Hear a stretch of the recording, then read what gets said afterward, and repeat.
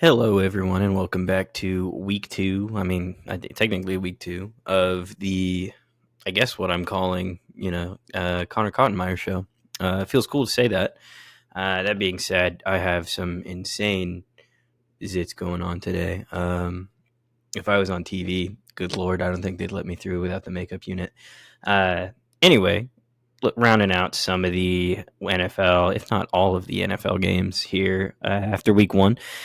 Surprising and not surprising outcomes from week one. I think that there's some teams that obviously didn't improve at all. I think there's some teams that look like they've improved quite a bit and some that still have a lot to figure out. That being said, our consistent teams are still going to be our consistent teams. I don't think there's a ton of risers. I don't think there's a ton of fallers. I think that week one told us in this first overreaction segment, that there's only a few teams you can really overreact about, or a few things you can only overreact about. Starting with the first game, the inaugural game of the season, Chiefs Ravens. I didn't have the Chiefs winning this one. I really thought it was going to be another slow start. I thought that this was going to be the doom and gloom year for Kansas City to start out again, like always. Every September, every October, they have ways to light up the scoreboard. But it looked like last year it was like, oh, okay, this team is not going to be near as good. Xavier Worthy is, I'm sure you heard it from every different outlet at this point. How did the Chiefs, get Xavier Worthy? How did the Bills let the Chiefs get Xavier Worthy? I think that it's, in hindsight, it's 2020, but he's going to be a plug and play option for this offense. The Ravens, I think we need more of Derrick Henry in that read option game. I don't know if that's really his strong suit because I think it was either the Fantasy Football Now or Mina Kimes show that talked about how in Tennessee he could get, more handoffs in a traditional running sense from like a pistol or a power back situation where he's going to get, a 7-yard head start into the offensive line. So he's got a full head of steam, whereas he is starting and stopping immediately in that backfield with Lamar. Lamar looked fantastic. I think the passing game still has a little bit more to be desired. Zay Flowers looked fantastic. Mark Andrews looks to be getting eased in, I assume, to the team here. Maybe he's considered, tight end 2 behind Isaiah Likely now. I don't know what's likely in that scenario. But in reality, I think the Chiefs are still the favorite and play like the favorite. Whereas I thought they would kind of look like they had a little bit of rust, like they'd won the Super Bowl twice and had a Super Bowl hangover. But I mean, they seem pretty locked in. Losing by a toe is tough, I will say, by the Ravens. But it's something that your team, you can look forward with anything on this Ravens team. Zay Flowers still being a contributor, Isaiah Likely's ascension, the run game being solid, as well as having 2 healthy running backs for the first time in I don't know how many years for Baltimore, followed by, a receiving core, I think, that leaves a little bit to be desired, but the deep toss to Bateman to almost win the game had he not fallen down in the end of the fourth quarter was really something that they should consider, as a green light, for his development. Like Rashad Bateman has been someone that is, you've been kind of waiting on Bateman to break out the last couple of years, and hopefully this is it. But if not, I wouldn't be surprised. I think both teams are going to be perfectly fine. I'm sure they're going to see each other in the postseason, barring any major injuries. Moving on to the Friday night game in Packers-Eagles, I'm heartbroken for Jordan Love and Packers fans everywhere. I was huge on Jordan Love this year. Doesn't look like the injury is going to be terrible. It's an MCL sprain. That's what they said. So anywhere from like 2 to 4 weeks, if not maybe a little longer, was the timetable for his return. But it's still something that is bad enough that he's not going to be in this game this next week. But I think that a lot of the takeaways from the Packers and the Eagles both are things that, the Packers, it's kind of like what you already knew. The offense is going to be good. What are they going to get in the run game with Josh Jacobs? How does that all kind of fit? Can Jordan Love stay healthy? And is he going to be MVP caliber? I think that, if he continues to develop and have a great year this year, you're going to be seeing these guys in the postseason as well. I think, again, the only thing that's going to derail him is an injury, and we'll see what Malik Willis can do in his stead. But the Packers still look like the Packers. Jaden Reed looked fantastic. He looked like a great gadget player, like your Xavier Worthy's, where he's just going to be able to take handoffs and go, I think Mike Clay on Fantasy Football Now calls him a mini Debo. So, I mean, he looked like mini Debo out there, the way that he was able to, take handoffs and just explode through them, as well as be effective in the passing game. We saw flashes of it last year, but I mean, if this is going to be the full diet of, Jaden Reed, good luck, everybody. And then, Christian Watson, Romeo Doubs, loaded receiving core still with the young guys. The defense kind of surprised me, giving up 34 points to the Eagles. I know that they have some holes, and I think it's Xavier McKinney is the free agent acquisition that they brought in from the Giants. Kind of expected a little bit more, but we'll see. It's a long season, and it's tough when you have to fly to Brazil to play. Like, that's kind of out of pocket, out of nowhere that you have to go to Brazil. The Eagles, Saquon, man. Saquon Barkley, welcome back, man. I'm so happy to see him in a breath of fresh air, not in a Giants uniform, to where he has to kind of have a role like Derrick Henry, where it's like, okay, we're going to load up the box and, best of luck. And it's interesting to see him in the spread offense catching the ball, especially in the red zone. So I think that this offense is going to be stellar. I think it's going to be a lot of fun to watch. Jalen Hurts, it'll be interesting to see what happens when he's under pressure and his weapons are taken away. The old Belichickism was, he made you play left-handed. I know they're not playing the Patriots next week, but the biggest thing with Jalen is what he can do when he doesn't have his best options. I mean, obviously, you bring in a better option for him that's going to make a world of difference, like it did with Saquon. But A.J. Brown looked fantastic. What's going to happen when he has to defer to Dallas Goedert and Devonta Smith a lot more, which, great options as well. But I think, in the same case of the Packers, the Eagles are in the same boat where it's how far can their quarterback take them. But I think they look solid, especially if they can get Saquon involved. It's going to be a tough fight for the Cowboys, I think, in the division lead. The Packers losing definitely doesn't lose them the division. Because, looking at this Vikings-Giants game, it was just kind of like a bye week for the Vikings. The Giants are probably going to be the worst team in the league. Daniel Jones is not it. And watching the Hard Knocks was so hard because they were pushing all of, their chips on Daniel Jones this year. And that was even their GM's quote was, we can't dump our money into Saquon if we need to figure out if Daniel's the guy or not. And I think, we're only a week in after they gave him like $40 million a year or something. And he's not the guy. I mean, most people have been saying for years that Daniel Jones is not the guy. I mean, I have for sure. If you go back and listen to old episodes, I'm a Daniel Jones hater, but I think that it was pretty straightforward from the get-go. I know that's like what you have to do as a franchise. You have to be able to try and wrap your arms around this guy and give him the tools to win, but I don't think it's going to matter. Sam Darnold, impressive in his Vikings debut. I really didn't expect that out of him. I expected this game to be like, like a 9-3 or like just an abysmal game to watch. But putting up 28-6, pretty impressive. Sam Darnold, 19 for 24, 208, 2 touchdowns, did have a pick. But that's solid. I really didn't think that he was going to get Jefferson as involved as I thought he would. And that's kind of a knock on Jefferson on my part. I mean, I should have been higher on Jefferson and, respected his ability in his game. 4 receptions, 59 yards, 1 touchdown for Jefferson. And then the resurgence of Aaron Jones. Aaron Jones, a lot of times whenever these backs are consistent in one home, in one city, in one team, they kind of get the bad rap whenever they go to their next team. It's like, okay, the career goes to die. Aaron Jones, I felt, was like in that boat. Aaron Jones, it was, we had for years, it was the free Aaron Jones talk in Green Bay. And it kind of was, a little bit of uncorking that in Jordan Love's inaugural season, trying to get Aaron Jones more involved to kind of take that pressure away. But 14 carries, 94 yards, and a TD for Aaron Jones in Minnesota. Welcome to it. I was really worried about that Minnesota offensive line, but no, he looked fantastic behind them. So it'll be interesting to see how much Minnesota can carry this momentum into other games and how well their defense will play, as the season goes on. But that was my big shock of the week. I didn't think that it was going to be 28-6. So I'm happy for Vikings fans. I'm happy for Sam Darnold, and I'm happy for Justin Jefferson. I hope Sam Darnold can kind of have like a Joe Flacco or like Baker Mayfield kind of resurgence where it's like, okay, everybody kind of wrote this guy off. He's just here to, play backup, and then he can still kind of play. Because I never think that he's had a fair shot. I mean, he's had his chances, don't get me wrong, but his chances were New York, Carolina, and then he played backup in San Francisco. So like if it came to it in San Francisco, we could be having a whole different conversation if he delivered well, Brock Purdy was out. Speaking of the Panthers, it is going to be a long season in Carolina.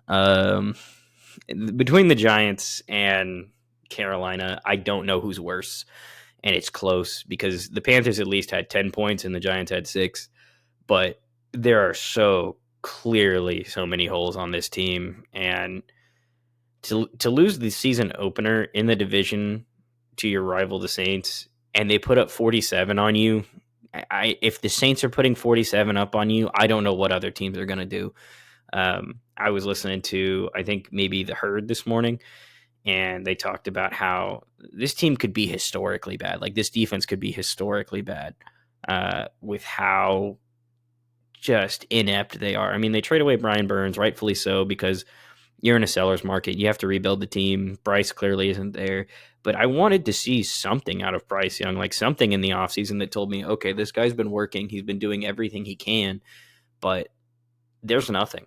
There is absolutely nothing in this, the season opener that makes me excited. I mean, they went out and got Deontay Johnson, so he's not just throwing to Adam Thielen. Drafted Xavier Legette.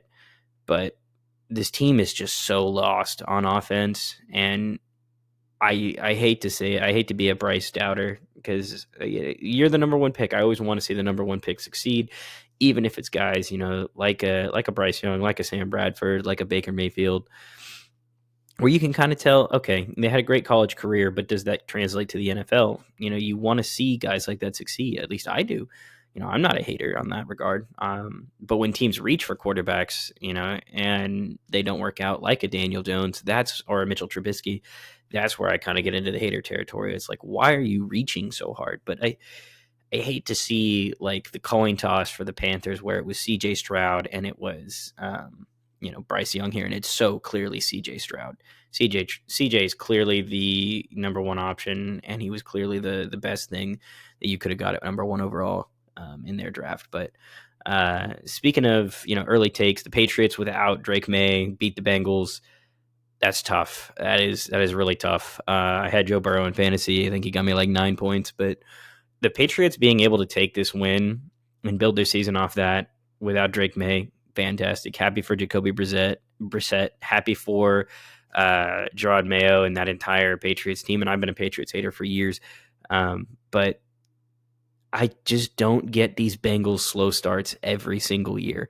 Burrow looked terrible. The whole offense looked out of sync. I think Zach Moss got their only touchdown, which I'm happy that, Zach Moss is able to do something because he seems like he fights for his job, to be honest. But there's just every year it's the same thing. Burrow 21 to 29 for 164 yards. Didn't play terrible, but it's just like there's no explosive element in the offense.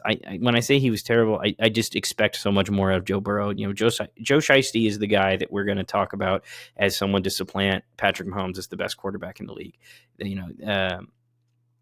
He's supposed to be better than Lamar Jackson, supposed to be better than Josh Allen, supposed to be better than Justin Herbert, supposed to be better than nearly every quarterback in the AFC or NFC. It doesn't matter. Joe Burrow is supposed to be in that echelon, that tier of quarterbacks, and for him to be able to just kind of lackadaisically take his way through every September and just kind of take a few weeks to get around, it's unsettling. It's like, I get it, everybody has their rhythm and their moments, but how do you not get any sort of frustration as a Bengals fan with that? You just know that you're going to lose your first 2 games of the season every year. I don't know what the year was, but I heard a stat while listening to a different podcast, and I think it said the Bengals were 1-9 in their first 2 games, or 1-7, something like that, or 1-6, maybe it was 7 total in their first 2 games. In the Joe Burrow era here, or the last couple of years, I can't remember. But that's horrible. Like, September is supposed to be like when you see these insane offenses, everybody's not ready to play defense. And there's just, they put the keys in the car and it didn't go anywhere. T. Higgins missed the game. Jamar Chase did play. He had 6 receptions for 62 yards. But it just, okay, here's this. All right, the leading receiver for the Patriots, and they beat them. Do you know? Austin Hooper, 2 catches for 31 yards, led them in receiving. What? and they won that game. They won that game 16-10. Like, just a brutal game to watch, brutal game to be a part of. That's just painful. How are you going to be regarded as one of the best offenses in the league? And that's where you're at with that. Moving on, though, I don't want to sit here and rag on the Bengals all day. Moving on to another game where offense was not at a premium. Falcons Steelers. Where the fuck did the Falcons go? I know Kirk's coming off Achilles, but holy shit, man. 10 points, and we're supposed to unlock this Falcons offense that's laid dormant for years. They're supposed to be this sleeping giant on offense with Drake London and Kyle Pitts and now Bijan Robinson. 10 points is what we can muster out of that. They did play the Steelers. This was a very Steelers game where it's like, field goal, field goal, field goal. They won 18-10, and hopefully this helps Justin Fields get some sort of traction when he had a rough exit from Chicago, but 17 for 23, 156 yards for Fields. He did rush the ball quite a bit. Let me look and see if I can grab his carries real quick.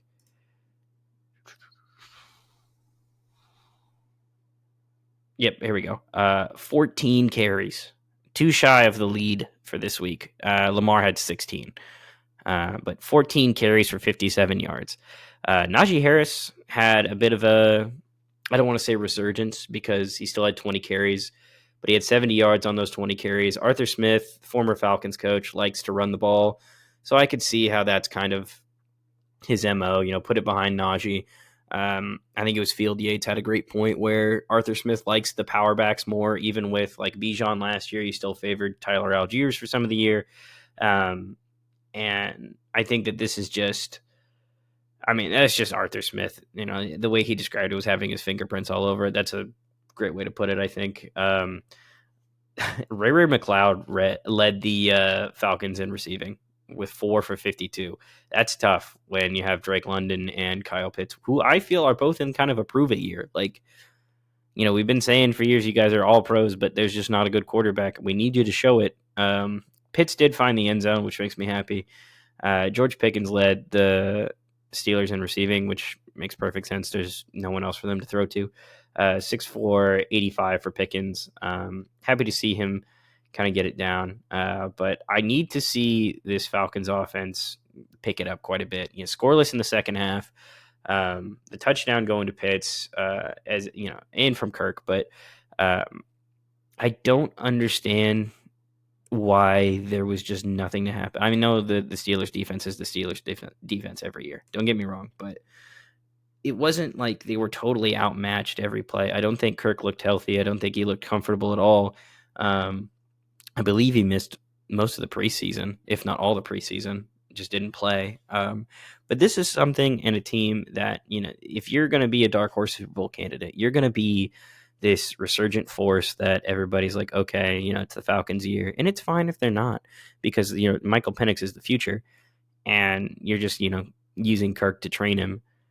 But you have to build a culture of winning at some point, and going 8-8 or 8-7 and winning the division is not going to cut it when the Bucs are going to have probably 9 wins, 10 wins, and the Saints hung 50 on on Bryce Young and the Panthers. So you're going to have to fight through two teams that are going to be scrappy, that are going to be middle of the pack as well. You have to be better than middle of the pack teams. And right now, they don't look better than a middle of the pack team. Bijan had 18 carries for 68 yards, but really involved in the passing game. So I'm not totally deterred by that.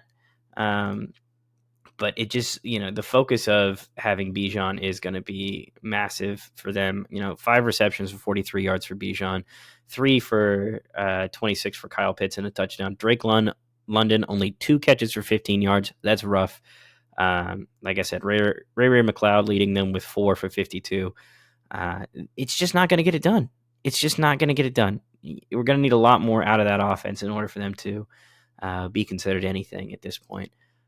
This is just, week 1 reactions.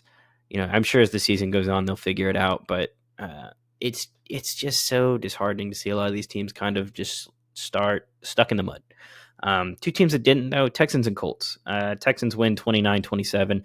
Anthony Richardson, I'm sure everybody's tired of hearing about the throw off his back foot for 60-yard touchdown, but it's incredible. over half the quarterbacks couldn't make that throw. I think only like Patrick Mahomes, Josh Allen could make that throw. I don't know who else could make. Maybe CJ, but yeah, no, that's insane. Absolutely stupid throw. Colts look good. They look good on every facet in terms of offense. Run game. It was Anthony Richardson leading them, 6 carries, 56 yards and a touchdown. Incredible. On the other side, talking about an incredible game, Joe Mixon, 30 carries for 159 yards and a touchdown. You told me Joe Mixon had 30 carries and 160 yards in his Texans debut, I would have thought you were lying to me.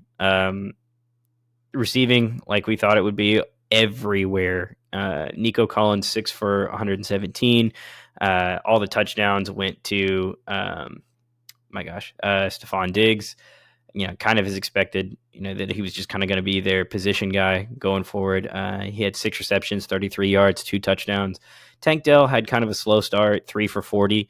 So I'm sure as the season goes on and those guys get a little bit more coverage, he'll be able to slip through or, catch a bomb here or there. But that was pretty good. Joe Mixon, 3 catches for 19 yards. I think that this team is just solid and they just have to keep continuing to do what they're best at. Which is just consistency. Just be consistent every week, and I think that they're going to be in the clear for most of these games.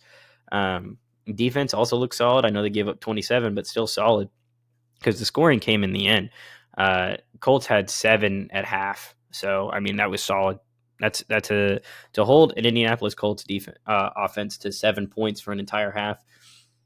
That's pretty damn good. I'll give them that. That's pretty damn good. Giving up 20 in the second half, 14 in the fourth quarter. This was just kind of the pace of this game, as it was just kind of like punch for punch and a knockout.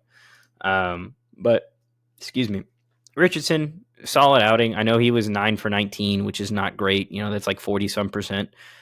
2 touchdowns and an interception. But really, what you want out of this guy, and what I've been seeing, is he just takes the shots. He's not going to dink and dunk. 1,000 cut you to death.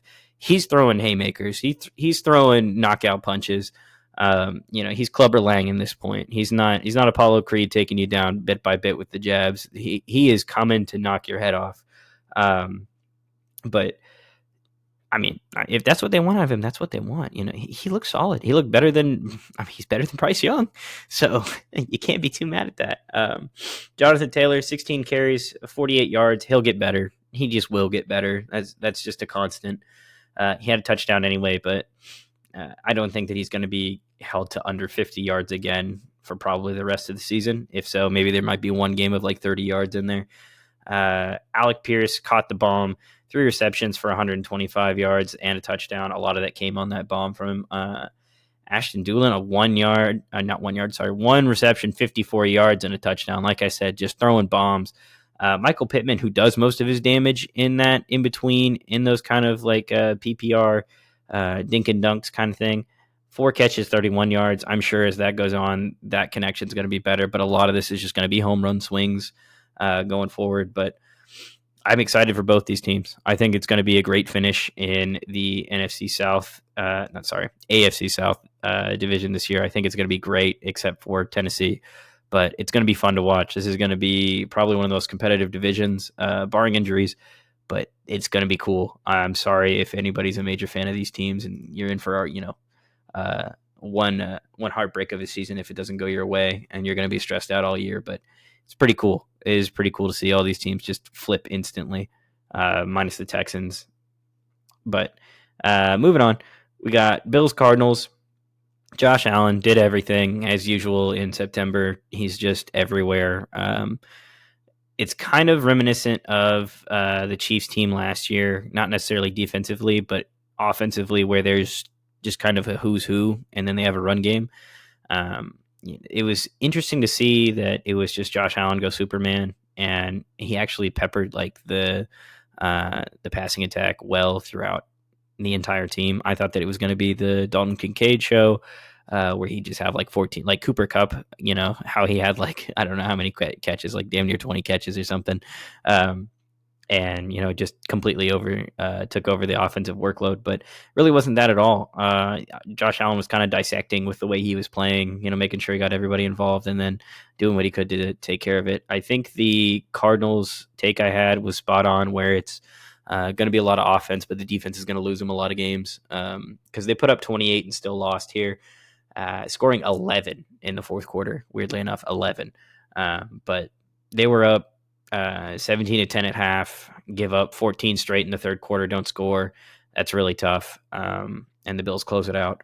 But there's Marvin Harrison was kind of a no-show, which I'm sure is going to change too. I mean, there's a clip of his best play of the day, standing wide open in the end zone, and Kyler just couldn't find him. I'm sure that'll get fixed as the season goes on. Kyler finished 21 to 31, 162 yards and a touchdown. Allen finished 18 for 23, 232 yards and 2 touchdowns, not including the rushing. But I think that, both these teams going forward, they kind of mirror each other in the sense that, we have some offensive domination from the quarterback position and a solid run game, and then kind of like a who's who at receiver. And then kind of, a question mark as to what defense is going to show up each week. I think the Bills are in a better spot defensively. But I think that they're very similar in the sense of, their approach, what happens each week. And it'll be interesting to see what, who gets the better rap at the end of the year. But for the Cardinals, did not have Greg Dortch leading them in receiving at all. 6 receptions, 47 yards. James Conner looked fantastic, 16 carries for 50 yards and a touchdown.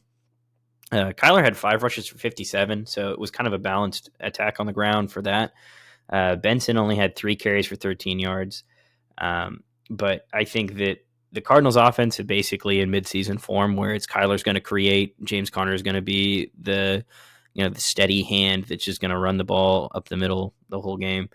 And then it's just kind of going to be dependent on which receiver can kind of step up and make the most out of it. Trey McBride, a lot of people were really big on him this year. I was too after watching last year.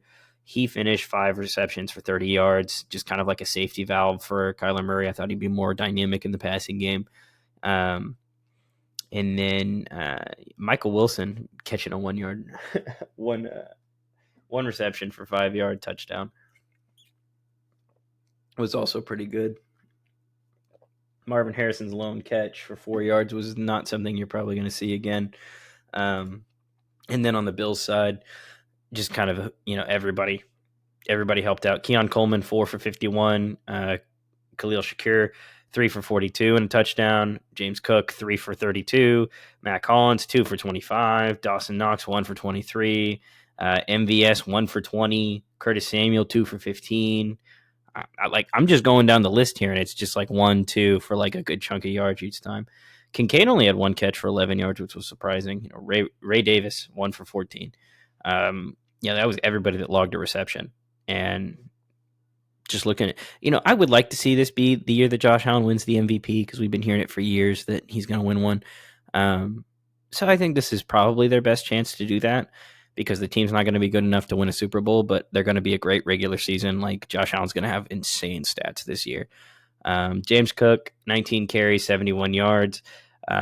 Josh Allen, 9 carries, 39 yards and 2 touchdowns. Ray Davis, 3 for 13. Ty Johnson, 2 for 7. But it's really just going to be Josh Allen kind of being everything for this team. He'll be Superman. He'll be he'll be everything he can be. But at the end of the day, I think they're just going to come up a little short because the AFC is too competitive, and probably lose out to Miami in their division. Depending on how Miami goes, hopefully the receivers don't get arrested before every game. If you haven't seen that footage yet, it's pretty gruesome in terms of like police brutality, or just kind of like, an excessive use of force for someone that's just trying to talk to him. Moving on to the Dolphins, though, 20-17 against the Jaguars. Competitive game. I expected a lot more offense out of both these teams, though. Trevor Lawrence, 12 for 21, 162 yards and a touchdown. Tua, 23 for 37, 338 yards and a touchdown. So Tua is slinging that thing. Sometimes he misses, sometimes he doesn't. but you really just used Devon Achane in the passing game a lot more than I thought they were going to. Tyreek Hill, 7 catches for 130 yards and a touchdown. Absolute monster. I'm sure the issue before the game pissed him off, so he had plenty of motivation to go out there and ball out. Achane had 10 carries for 24 yards and a touchdown. Jeff Wilson, 5 for 26. Tua, 1 for 11. Raheem Mostert had 6 carries for 9 yards, and he is questionable to play this next week, going out with injury. So it may just kind of be what I hate to see, another running back who's kind of built his career and then is just constantly taken down by the injury bug. That's kind of what happened to him in San Francisco. Same thing with Jeff Wilson. They were both there in San Francisco together and played the exact same role where it was, Mostert start, Jeff Wilson come in if he get injured. But it's clearly Achane's show in that backfield. Jalen Waddle, 5 catches for 109 yards, also fantastic. Achane, 7 catches for 76 yards, PPR monster. Mostert, 2 for 10. Jonnu Smith, 1 for 7. So it really is just the engine that drives them is going to be Achane, and Tyreek Hill, Jalen Waddle. It's just going to be the trifecta. It's going to be a 3-head monster, and our team's going to be able to stop them in their speed. So I feel like we've got the same Miami offense the next year. The defense is going to be the same thing. Can they stay healthy? Calais Campbell still getting sacks. Emmanuel Ogbah got a sack. Jalen Phillips got a sack. That's going to be huge for them. If those 3 guys can get going every single game, look out, because that defensive line is going to be an absolute wrecking crew. Ramsey signed an extension too, trying to shore up that back end, but it really is going to be this defensive line for the Dolphins that's going to drive them. And if they can stay healthy, because last year that's the only thing that killed them, was just every single one of their defensive players went down with injury. Back over the Jaguars, ETN had a slow start. I don't think that he's going to have that same issue again going forward. 12 for 44 and a touchdown. That's why they kind of split with Tank Bigsby. Tank had 12 carries for 73 yards, no touchdown. But I think that this Jaguars offense still feels so in between, so stuck in the mud, where both things they can kind of do pretty well, but there's nothing that they overly excel at. And they're just kind of stuck in between. And a lot of times it's the quarterback that can kind of take them to that next level, that next tier. And so I think going forward, having a better protection plan for, Trevor Lawrence is going to be big. Him staying healthy all year is going to be big. But there's no real standouts here on the receiving end except for Brian Thomas Jr., just because he had a fantastic touchdown in, I believe it was the second quarter. It may not have been. It may have been the one in the first quarter, but back of the end zone, just an absolute dot going in between 3 defenders. But Gabe Davis, 3 for 62. Brian Thomas, 4 for 47 and touchdown. Christian Kirk, only 1 reception for 30, which is painful because he used to be Trevor Lawrence's security blanket. I really thought he was going to return to that role with Calvin Ridley gone. But that was tough to see also. ETN, 2 catches for 15. That'll probably go up next week. This one will definitely go up next week. Evan Ingram, 1 for 5. Evan Ingram was a PPR merchant. He was the check down god for Trevor Lawrence last year. Like, he would get 9 catches, but it would be 50 yards every year. Not every year, sorry, every game. Where it was just, nobody's open, check it down to Evan. And that was the game plan. So I think the Jaguars offense just has to get going. I don't know if this is going to continue being a trend. I think you bring in a new offensive coordinator and then you seriously consider what Trevor Lawrence is going forward. You might look at this receiving core and be like, he doesn't have anybody to throw to. But Brian Thomas looks like he's going to be something. Gabe Davis is a proven, breaker at the second level. Christian Kirk, slot merchant. You paid him a ton of money to come over from Arizona. You paid him too much money to come over, but he hasn't played that bad. Evan Ingram had his career year last year, so I don't think all of this can fall on the weapons that he has. I think that some of it has to be down to the plays that they're calling, if they're open, and if Trevor is still hitting the open guys. And if it's neither of those two things, you got to take a long look at the offensive line. Like I said, he got sacked 3 times. That's tough, but it's 3, not 10. So hopefully going forward, they can get a better protection plan and then somehow build up a better offensive scheme. Defense, okay. Holding the Dolphins to 20 points is fantastic. I think that's a winning formula. You get the Dolphins to be, if you said the Dolphins would have scored only 20 points and still won the game, I'd be shocked. 17 to 20, like the game was right there. So I don't think this was bad by any means by the Jaguars defense, and that was a big question mark for me, was how well are they going to play. Speaking of defenses that played fantastic, the Bears defense is the reason they won that game. Good God. I knew that they were good last year, and I took them in a couple fantasy leagues because I was like, just in case. A lot of young talent everywhere across the board. But good God, I did not expect a blocked punt for a touchdown and a pick six. So also, if you haven't seen it, the meme of Will Levis holding his head, got to be the funniest post pick six photo ever taken. On topic of Will Levis, 19 for 32, 127, a touchdown and two picks. I think that he's still just trying to do too much. The way that he was described when I was listening to a podcast was mechanical in a league that needs you to be a little bit more dynamic. You need to be able to make throws on the run. You need to be able to get out of the pocket. Will Levis is kind of maybe a leftover product of the last generation of quarterbacks where stand in the pocket, hang in there, and just, huck it, chuck it football. I don't know what his future is going to be with them. I think he still needs time to develop. I think that they need to change what they're doing offensively at that point. Tony Pollard looked fantastic, though. The run game's going to be there that they can lean on. 16 carries, 82 yards, and a touchdown. He had one massive run for the touchdown. But I really think for the Titans to succeed, Will Levis has to become a check down merchant or like a dink and dunk guy. I know he wants to chuck it deep. I know that he has a cannon for an arm, but I think that the best thing that they can do for his development is build that rhythm underneath and then take their shots, or, lean on that run game and get him in play action a little bit more comfortable in play action. Because Calvin Ridley leading them for 33 receptions for 50 yards is rough. It's good to see Calvin Ridley involved, but only 3 catches, 50 yards is good. Tyler Boyd, 3 catches, 18 yards. And I know it's Tyler Boyd, so he's going to play that slot position and not do much. But even like the tight end got involved for 2 for 15. Okonkwo, Tony Pollard, 3 for 12. He's going to be in the passing game. Tajay Spears, 4 for 11. Like he's getting the passes to them, just nothing's happening afterward. So they're going to have to develop that underneath offense. Traylon Burks, 1 catch for 2 yards. DeAndre Hopkins, 1 catch for 8 yards.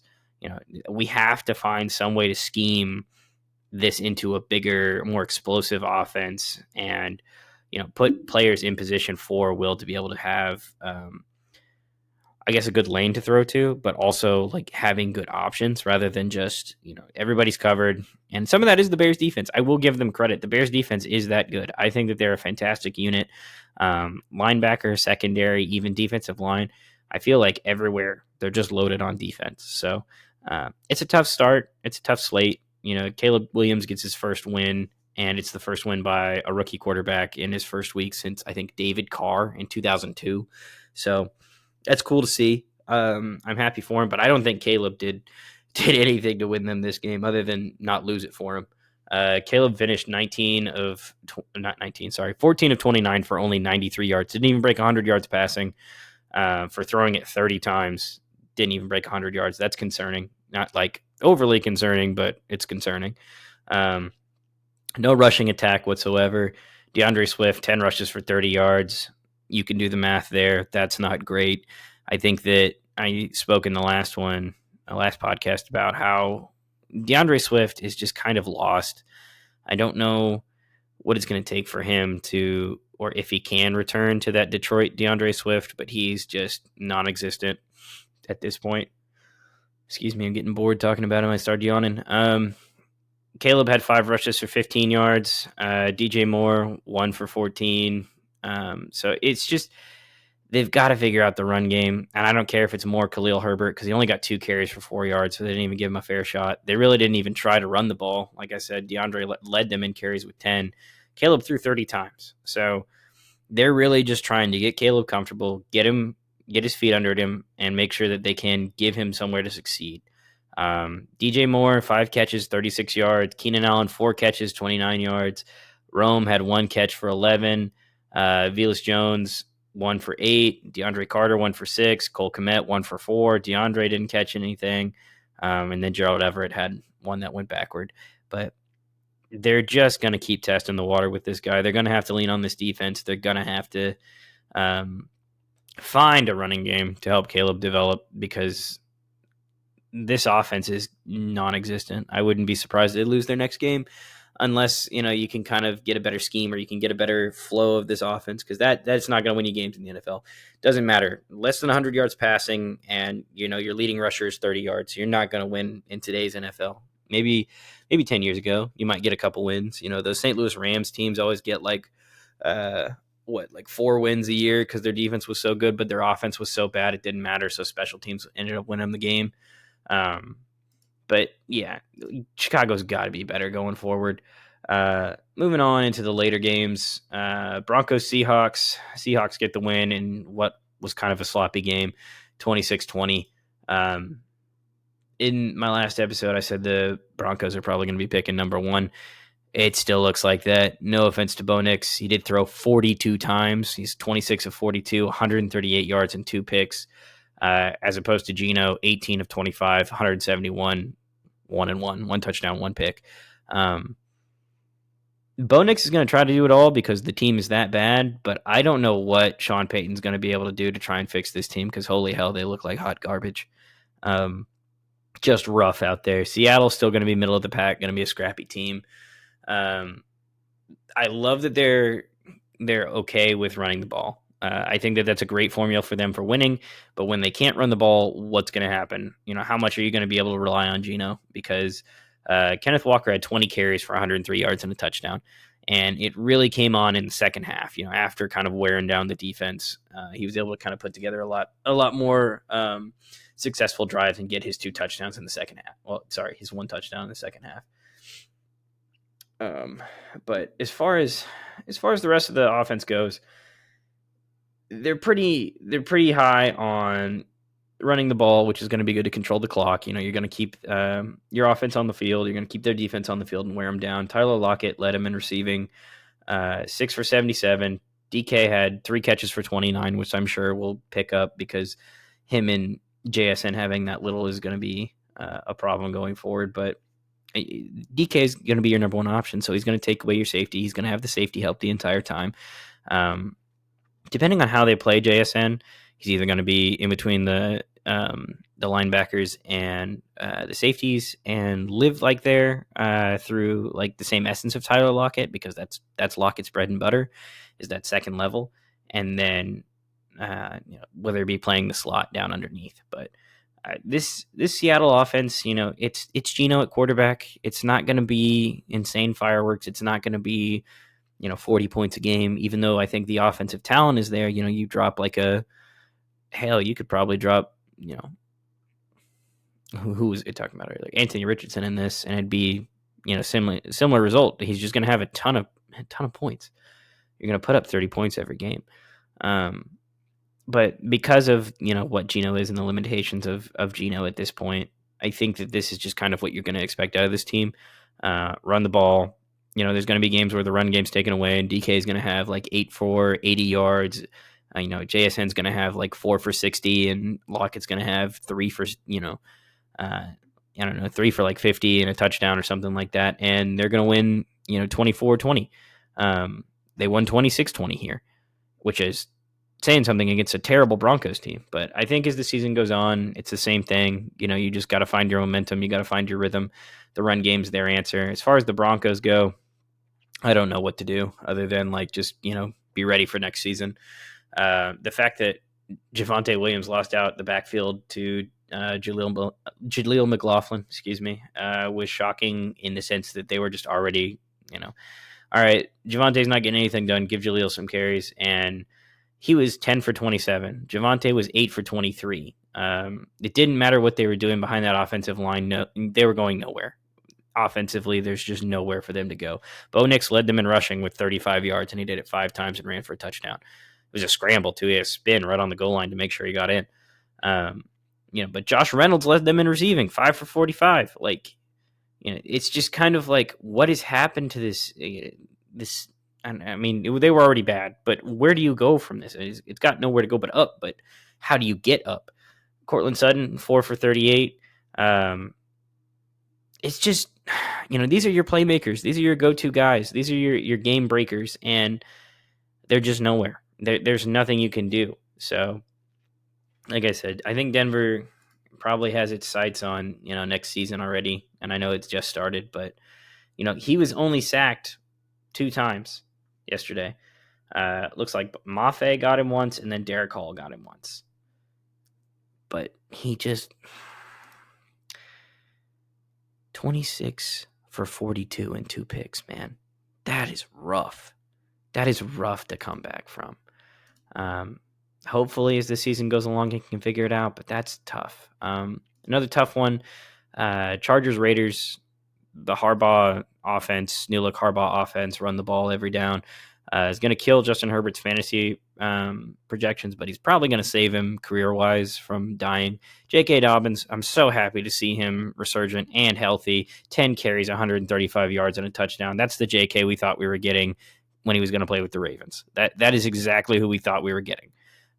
Herbert finished 17 of 26, 144 yards and a touchdown. Efficient day. Not a lot of yards, but they weren't planning to throw the ball with Harbaugh. We want to run the ball if we're the Chargers. Opposite for the Raiders, Minshew threw 33 times, connected on 25 of them, 257 yards, a touchdown, and a pick. It's kind of what you expect when you throw 33 times with Gardner Minshew. Zamir White, kind of a no factor, 13 carries, 44 yards. Jacoby Myers led the Raiders in receiving, which hurts because they have one of the best receivers of all time with Devontae Adams. 3 for 61 for Myers, 5 for 59 for Adams. Brock Bowers, a great debut, 6 for 58. Alexander Madison kind of stole the backfield away, in my opinion, with his efficiency in the passing game, 4 for 47 and a touchdown. Not 47, sorry, 43. And then he only ran 5 times for 20 yards, but Zamir White's 13 for 44. He still beat him out in an average, even if it is 0.4 of an average. So the Raiders, they're going to be pretty rough as well. The defense giving up 22 to a run only team is tough. I mean, only putting up 10 points also is tough. The fact that they scored 7 to start the game and then could only muster a field goal for the rest of the game, that's pretty abysmal. I think that they're going to have to start taking a lot of chances on offense. They're going to have to be pretty aggressive to stay in a lot of games. And that's kind of been their MO the last couple of years, where it's, we're going to go for it on 4th and 6. We don't give a damn. We're going to do it because that's what their offense needs. Their defense is good, but it's not good enough to stop that, because, the game was winnable until the 4th quarter. It was 9-7 to start the 4th. Like, there was plenty of time to take the lead. You had 2 quarters where they were held scoreless. The 2nd and 3rd, they had nothing. So they got to figure out offense. They got to take more chances, be more aggressive, because the game was winnable. It was always in their hands, and let it slip away late. So also got to figure out how to stop the run, because that was brutal. Watching J.K. Dobbins run all over him. Gus Edwards was 11 of 26, though. Kind of just their power back at that point. You saw good things out of the young receivers for the Chargers. Ladd McCronkey, 5 catches, 40 yards, and a touchdown. You love seeing that. Quentin Johnston caught a pass. He caught 3 to be exact. 3 for 40. Still a couple of drops. Still looking a little rough. Hayden Hurst in his Chargers debut, 2 for 33. Josh Palmer, former favorite target of Justin Herbert, kind of a no-show this game, 2 for 15. Will Dissly, another great tight end, coming in, 1 for 13. Dobbins not really that effective in the passing game, 3 for 4. Gus Edwards caught 1 for 2. So this is going to be an interesting Chargers team, in the sense that they're going to play like it's college ball. They're going to play like it's Harbaugh's brand of Michigan football, where they're going to be tough on defense.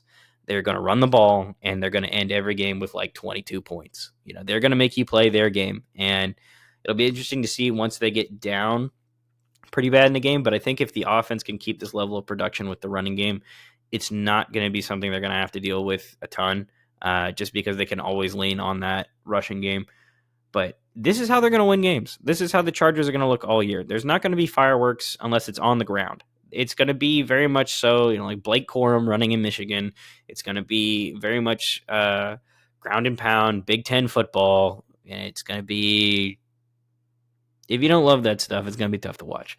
But they're going to win a lot of these games, a lot of these easy games because of that. They may lose their bigger games like against the Chiefs pretty significantly, or by a couple scores, because they just don't have the offensive firepower. And I think that they understand that, and so they'll address that this year in the draft. But I don't think that they're going to do anything crazy and like go out and trade for a wide receiver mid-season, because this is what they're going to do. They're going to be healthy on the offensive line, and they're just going to power over you with the run game.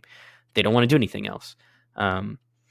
Opposite of that, Cleveland Browns and Cowboys. Cowboys 33-17 beat the Browns pretty bad. Deshaun Watson looks unplayable, and every day that goes by, I cannot believe he's the starting quarterback of the Cleveland Browns or an NFL team in general.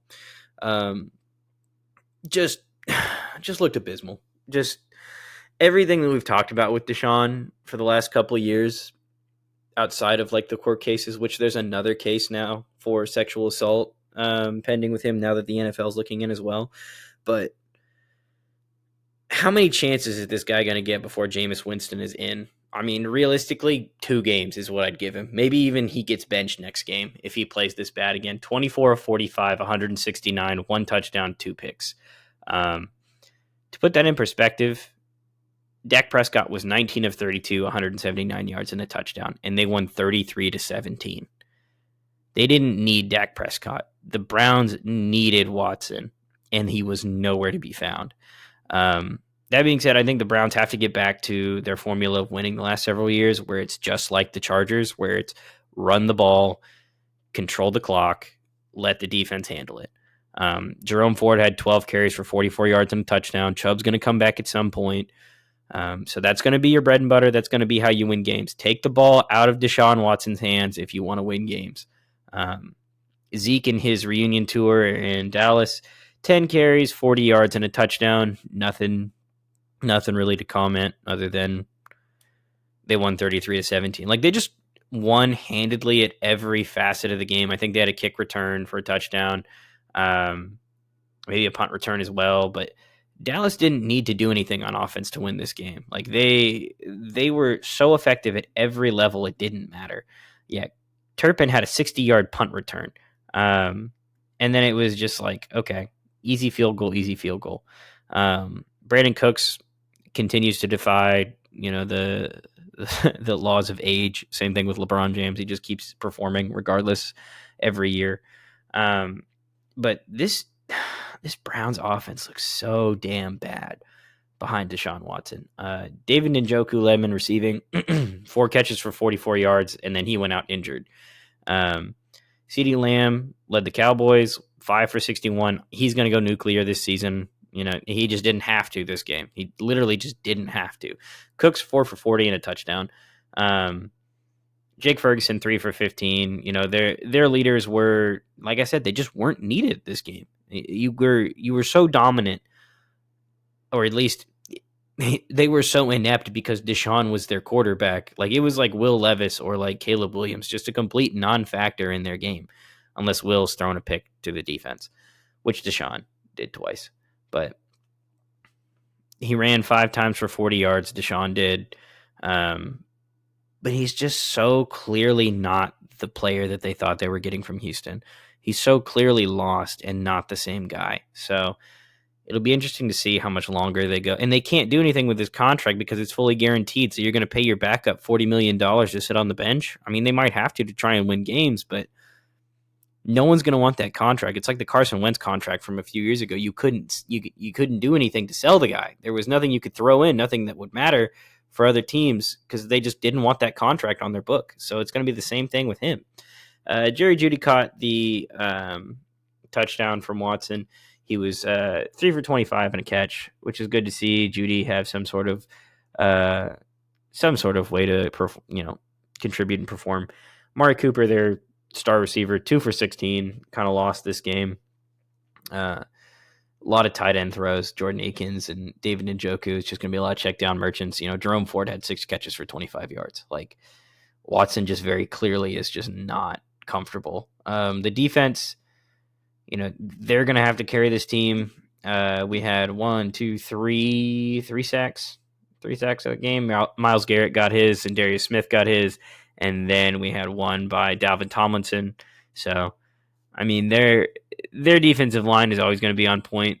They're just going to have to carry them. Like, it is unfortunate, but this is another team like the Raiders where you're just going to have your defense carry you. You're going to have to take so many unnecessary risks on offense because of how limited you are, to where you're just going to have to play basically like you're playing Madden and you just go for it all the time. So Cowboys takeaway, they're solid. I think they just basically got a bye week against the Browns though, because that was so easy for them. But that's all. I don't really have anything else to say about the Browns. I'm like the last episode. I'm just very, very upset with Deshaun Watson. Teams I'm not upset with, both I'm very happy. Bucks, Commanders. Commanders, I'm not happy about the defense because it was non-existent.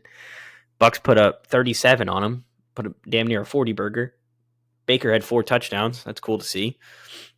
Got everybody involved. Fantasy-wise, I never understood the hype around Rachaad White, and it kind of showed this game. I think it's going to show a lot more as the year goes on, but like Rachaad White, 15 carries, 31 yards. He got outpaced by the rookie Bucky Irving. He had 9 rushes for 62 yards. Like, talk about efficiency. Baker ran 3 times for 21 yards. Like, Rachaad White has to get it figured out so that way he can be a contributing member of this offense. But other than the passing game, because I know they use him more as a receiving back, but it's disheartening to only limit yourself as a receiving back because it limits what you can do in your career. It limits what you're going to get contract-wise. It limits what you're going to do on the field. Like, need him to figure out his rushing attack, but he's like Brian Robinson and him are a perfect comp. Brian Robinson has flashes where he's really good, and then same thing with Rachaad White. But they mirror each other here. Robinson, 12 carries for 40 yards. White had 15 carries for 31 yards. Both of them non-existent in the run game, but in the passing game, Robinson, 3 catches, 50 yards, 49 yards. And then for the Bucks, Rachaad White, 6 for 75. Like, they're just clearly going to be receiving backs. But what that does is you're not going to be the every down back for your team. They're going to make you just a receiving back, like Jerick McKinnon. You're just going to be a gadget one. Like before Brian Robinson, it was like J.D. McKissick in Washington. So watch out for that, especially with Jalen Daniels, who's rushing 16 times, tied Lamar Jackson for the lead this week, 88 yards and 2 touchdowns. Like at the goal line, they're just going to do a read option with Jalen Daniels or just give him a quarterback power. Like they're just going to always do that. He didn't do great through the air. 17 for 24, not terrible, but only 184 yards. But he is really a master at rushing the ball. He's a mini Lamar Jackson. Like that's what this guy is going to be. So if they can consistently get him goal line looks, he's going to be great for fantasy. But if you're going to win games, this defense has to stop people if you're going to have that be your offensive scheme. Receiving, Austin Eckler led them in receiving. Austin Eckler. You know how many rushing yards Austin Eckler had? He had 2 rushes for 10 yards. But he led them in receiving. 4 for 52. Brian Robinson, 3 for 49. These are the running backs. The running backs are the leading receivers here. They are lost offensively in the pass game. Unfortunately for Terry McLaurin, could not get it done with another quarterback. 2 for 17 here. Luke McCaffrey, 3 for 18. Like Zach Ertz was the most efficient actual receiver, 3 for 29.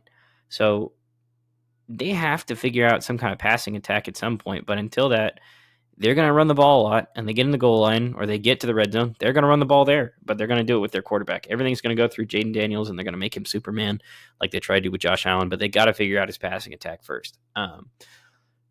The defense, I don't have anything to say. I got Cleveland Farrell got a sack. Yay.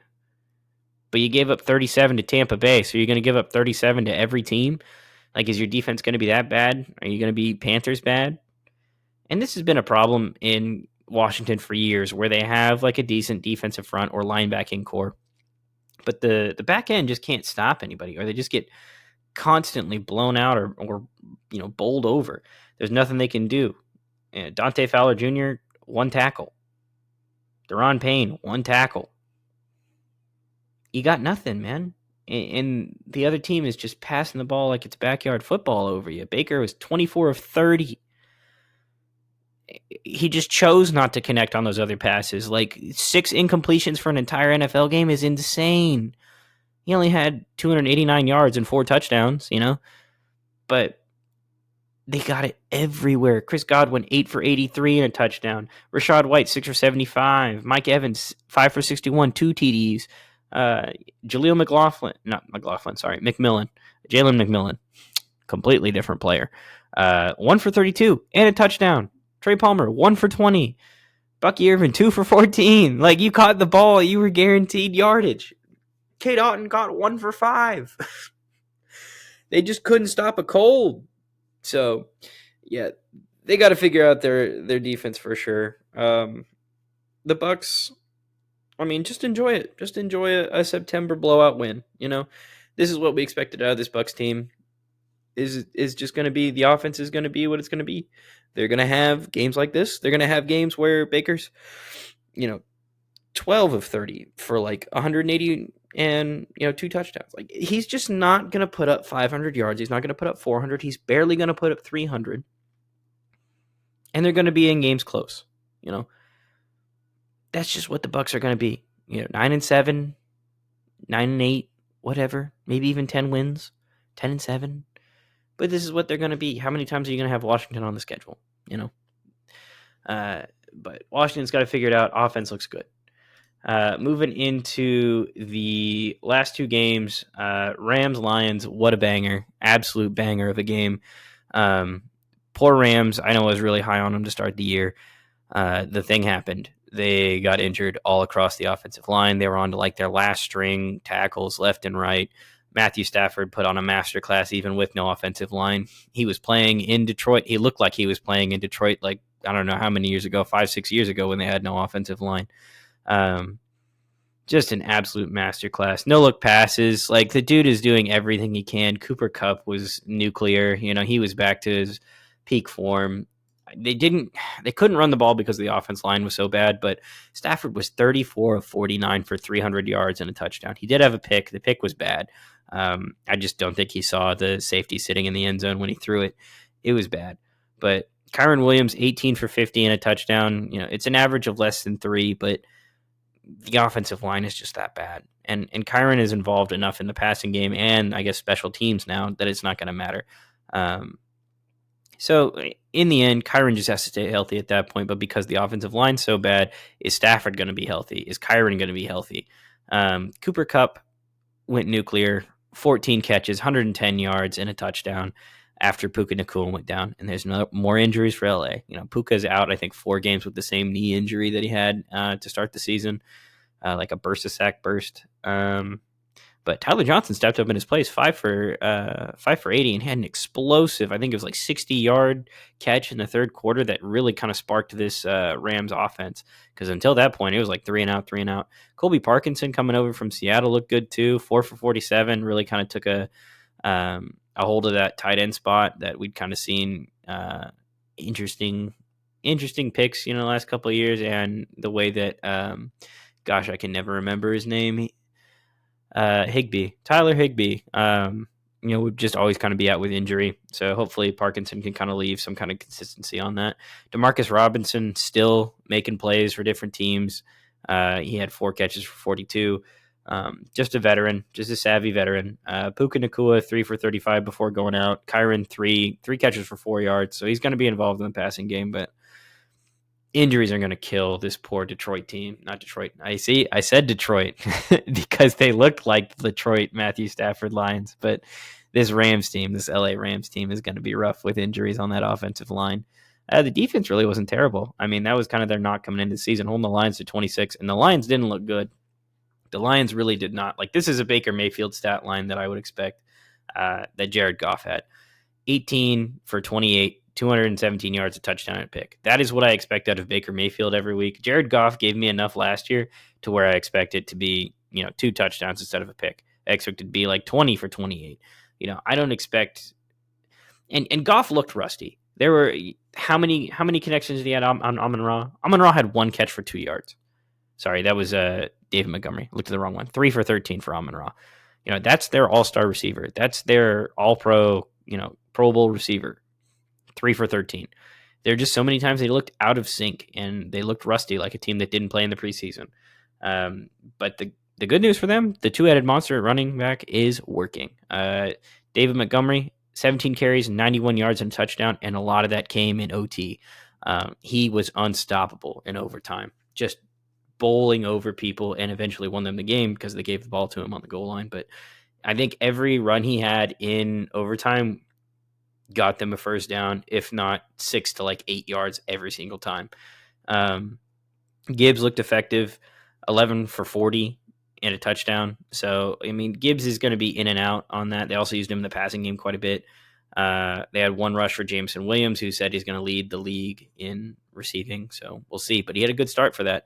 Khalif Raymond on another one. I think it was another end around, 1 for 12.